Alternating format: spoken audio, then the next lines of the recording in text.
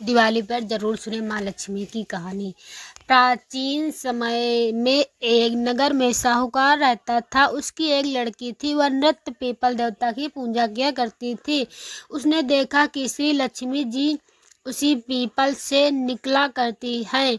एक दिन लक्ष्मी जी उस साहूकार की लड़की से बोली कि मैं तुझ पर बहुत प्रसन्न हूँ, इसलिए तू मेरी सहेली बनना स्वीकार कर ले। लड़की बोली, क्षमा कीजिए, मैं अपने माता पिता से पूछकर बताऊंगी। इसके बाद वह अपने माता पिता की आज्ञा प्राप्त कर श्री लक्ष्मी जी की सहेली बन गई। श्री महालक्ष्मी जी उससे बड़ा प्रेम करती थी। एक दिन महालक्ष्मी जी ने उस लड़की को भोजन जीमने का निमंत्रण दिया।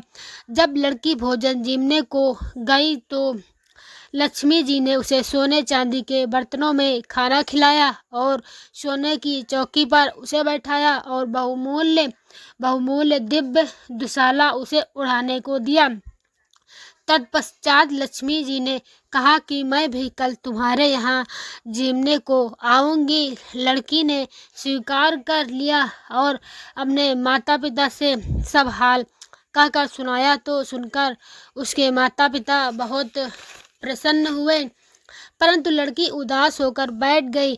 कारण पूछने पर उसने अपने माता पिता को बताया कि लक्ष्मी जी का वैभव बहुत बड़ा है, मैं उन्हें कैसे संतुष्ट कर सकूंगी। उसके पिता ने कहा कि बेटी, गोबर से पृथ्वी को लीप कर जैसा भी बन पाए उन्हें रूखा सूखा श्रद्धा और प्रेम से खिला देना। यह बात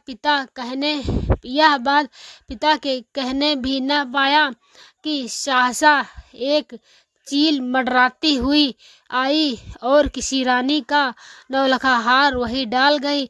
यह देख करके साहूकार की लड़की बहुत प्रसन्न हो गई। उसने उस हार को थाल में रख करके बहुत बढ़िया दुशाले से ढककर रख दिया।